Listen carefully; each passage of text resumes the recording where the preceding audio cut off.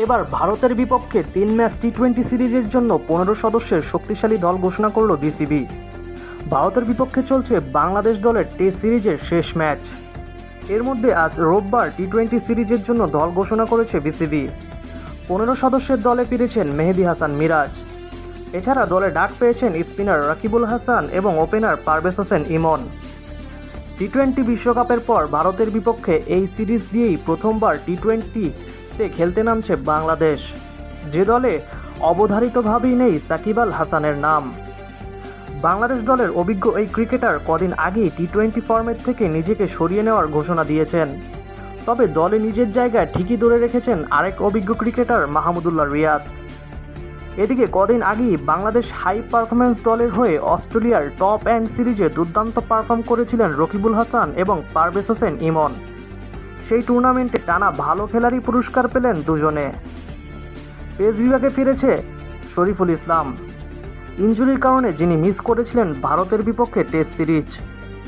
দলে বাকি পেসারদের মধ্যে আছেন তাসকিন আহমেদ, মুস্তাফিজুর রহমান ও তানজিম হাসান সাকিব। অনূর্ধ্ব-19 বিশ্বকাপ জয়ী রকিবুল হাসান দলে এসেছে প্রথমবার। অন্যদিকে দীর্ঘদিন পর টি-20তে নিজের জায়গা খুঁজে পেয়েছেন মেহেদী হাসান মিরাজ। দলে আছেন রিশাদ হোসেন ও শেখ মাহাদি হাসানও। ব্যাটিং ইউনিটে রিয়াদ ও অধিনায়ক শান্ত ছাড়াও আছেন তানজিম হাসান তামিম, তাওহিদ হৃদয়, লিটন দাস, জাকের আলী অনিক ও পারভেজ হোসেন ইমন।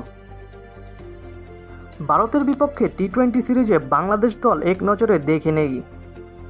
নাজমুল হোসেন শান্ত অধিনায়ক, লিটন কুমার দাস, পারভেজ হোসেন ইমন, তানজিম হাসান তামিম, তাওহিদ হৃদয়, জাকের আলী অনিক, মাহমুদুল্লাহ রিয়াদ, শেখ মাহাদি হাসান, রিশাদ হোসেন, তাসকিন আহমেদ, মুস্তাফিজুর রহমান, শরীফুল ইসলাম, তানজিন হাসান সাকিব, রাকিবুল হাসান এবং মেহেদী হাসান মিরাজ।